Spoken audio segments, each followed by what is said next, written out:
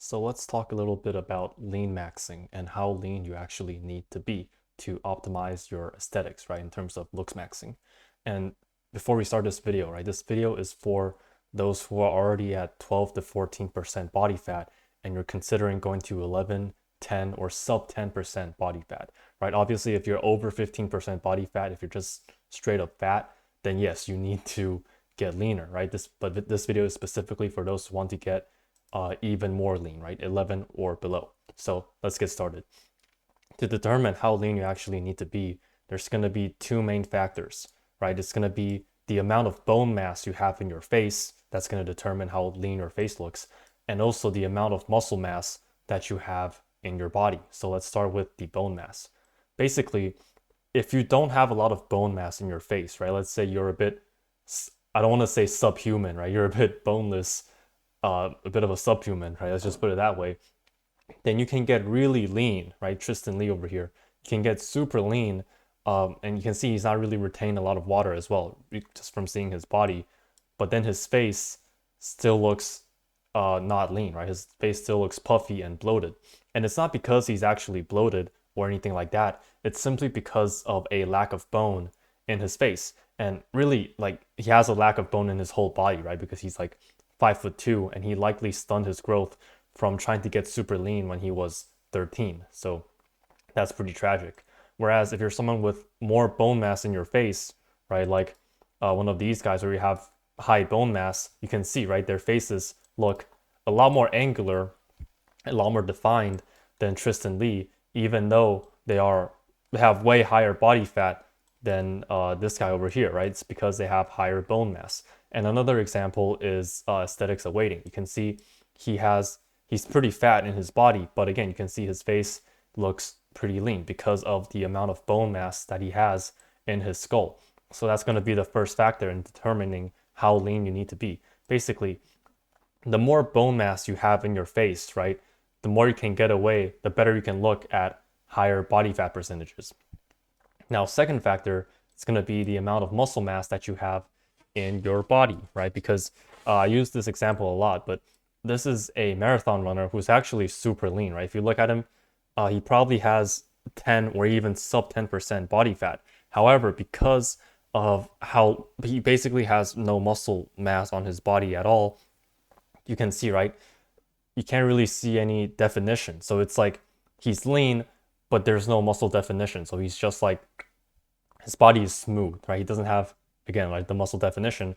Whereas if you look at a lot of strongman competitors like Eddie Hall, I think it's Eddie Hall, Eddie Hall, and this other guy, you can see they're way higher body fat. They're not lean at all, but because of just how much muscle mass they have, their body actually looks more defined than this marathon runner guy who's way leaner than them, right? You can see Eddie Hall, even at his super high body fat percentage, probably over like 15, maybe even higher body fat percentage, he has more defined abs than most people. Whereas this marathon runner, who's probably not as lean as Tristan, but like around the same ballpark, he doesn't have any ab definition, any chest definition. His body is just completely smooth. So basically, you want to maximize two of these things, right? The bone mass you have in your face and also the muscle mass in your body so that you look better at higher body fat percentages, and you also look even better at even more defined at lower body fat percentages. In fact, if you maximize these two things, then you may not even need to get super lean. And going super lean could actually be detrimental because of health indicators, which I'll talk about in a second as well.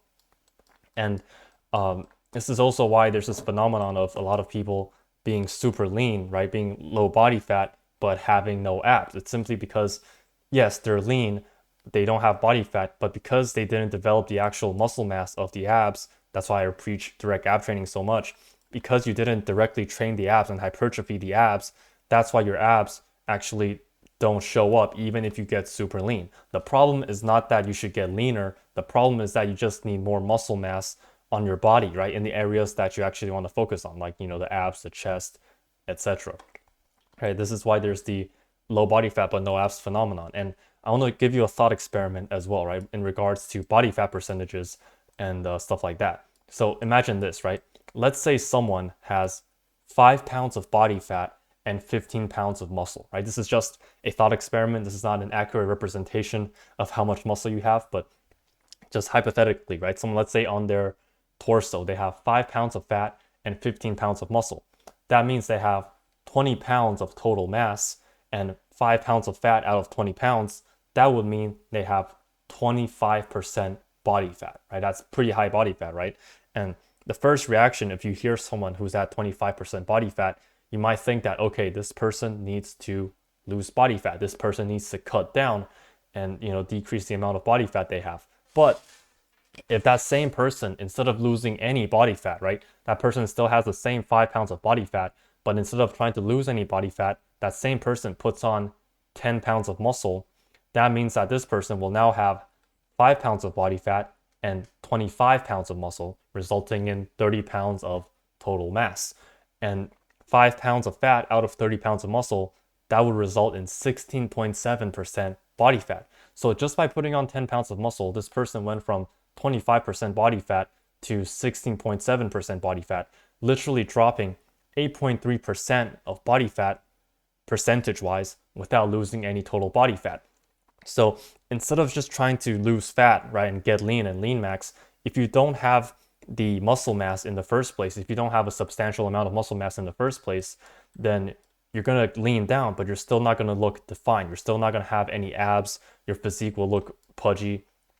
Your physique will just not look very good. So instead of that, right, instead of just trying to lean max, most people, you'd be better off actually focusing on building muscle specifically in the areas that you want, right? So like abs, chest, shoulders, stuff like that. Training quads and hamstrings, it's generally not that necessary for aesthetics. I talked about this in many other videos, but yeah, this is just an interesting thought experiment. And by increasing your muscle mass, that means that you will literally have lower body fat percentage while still having the same total amount of body fat, right? Again, this guy has the same 5 pounds of body fat, yet his body fat percentage went down by 8.3%. So that's just an interesting thing to think about.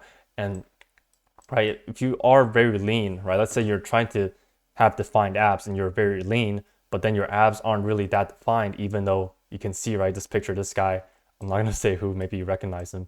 This guy's very lean, but you can literally see his shoulder veins, but because of his abs being underdeveloped, they're not gonna show that much. And the solution is not to get more lean, the solution is to just literally train your abs more and hypertrophy your abs so that they become more visible even at higher body fat percentages.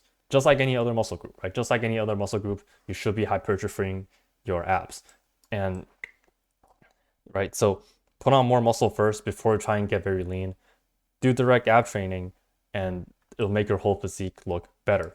And also, right, so there's this idea of spot reduction where you train a certain area and you'll lose fat there. And we all know that spot reduction is not true, but if by building muscle in a specific area of your body, you don't lose any fat, but because the increase in total muscle mass, the fat basically takes up a lower percentage. So you're still lowering your body fat percentage, but you're not actually losing any body fat. So that's just something interesting to think about, right? Because obviously if you train your calves and your quads, that's not going to affect how your upper body looks. So don't go and try and chase maximum muscle mass by trying to put on as much muscle on your legs as possible, because that's not going to make your upper body look any better, and that's not going to make you aesthetic as well. So that's just a quick disclaimer.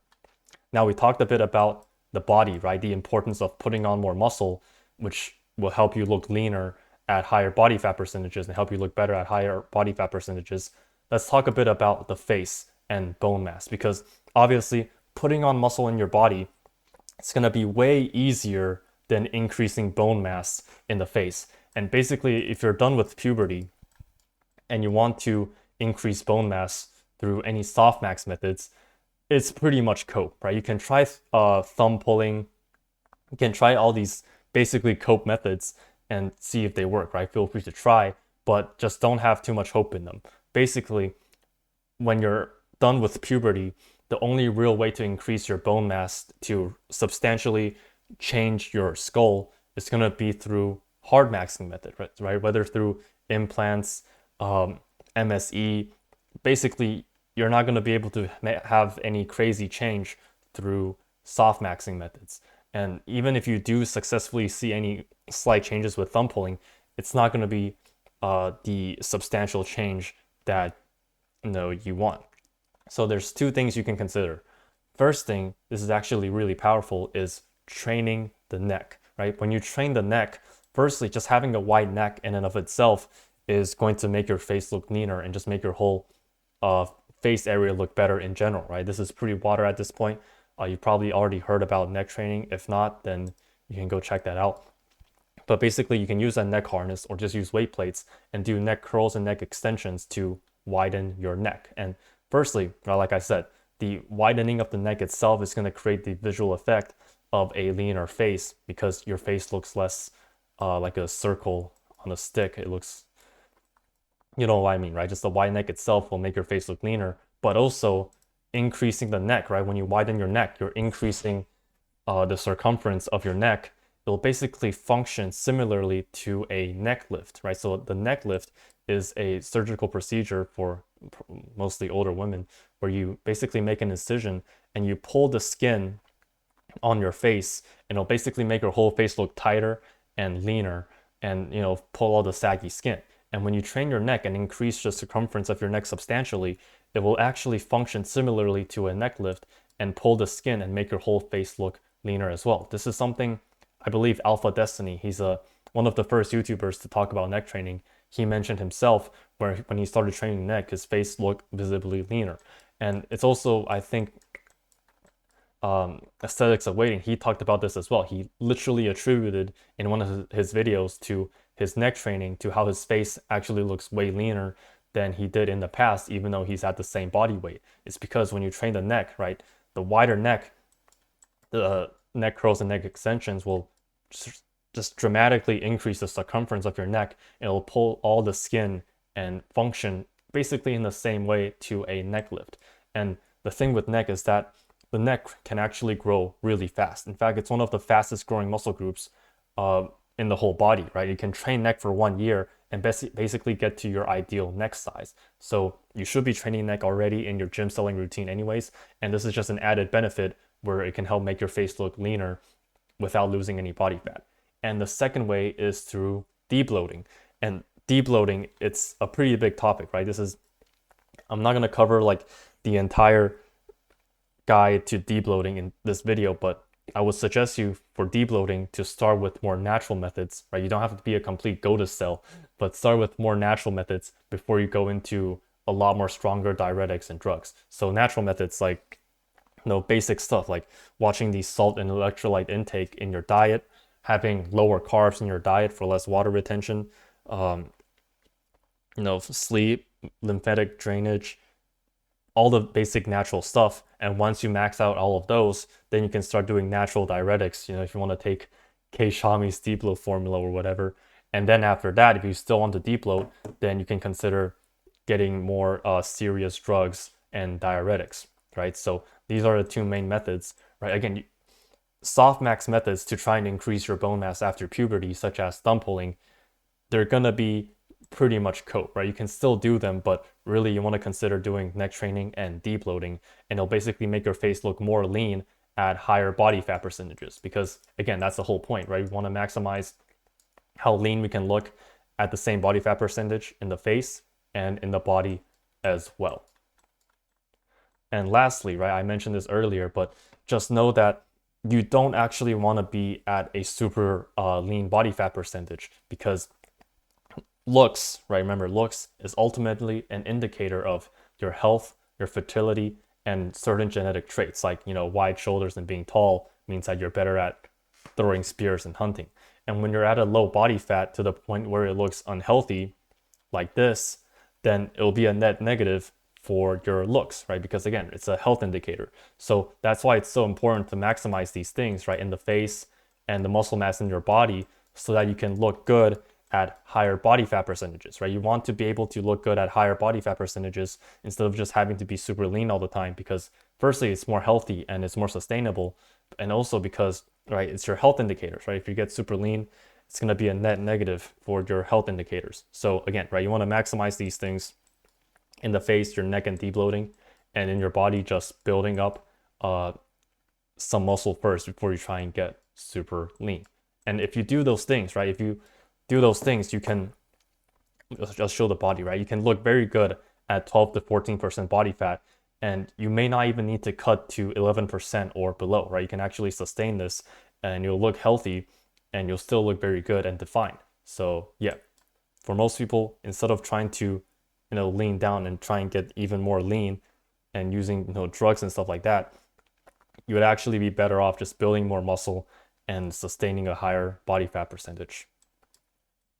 And yeah, if this was helpful, you can check out the BP Fitness System, link in the description, where I'll go over stuff like, how to use gym selling as the most powerful looks max, illusion strategies like clothing, frame frauding, height frauding, different fraud maxing strategies, how to assess your bone structure and build your physique based on your own bone structure, how to build muscle without aging and stressing yourself, some diet guides to animal-based or even raw primal diet using carbs for motor unit recruitment, and also some science-based lifting stuff, so that once you understand the ideal physique that you should build, right? I talked about like all this stuff.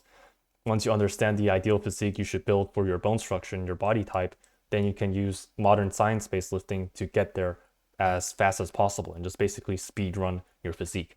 And of course, there's also the Discord community as well on top of that. That's where all these stuff are hosted, where you can go talk to other people who are into science-based training, raw primal, and black pill, physique, fitness, and all of that stuff. And yeah, it's really cool. I got more and more people joining, and yeah, it's really good. So check that out, link in the description, and I'll see you in the next video.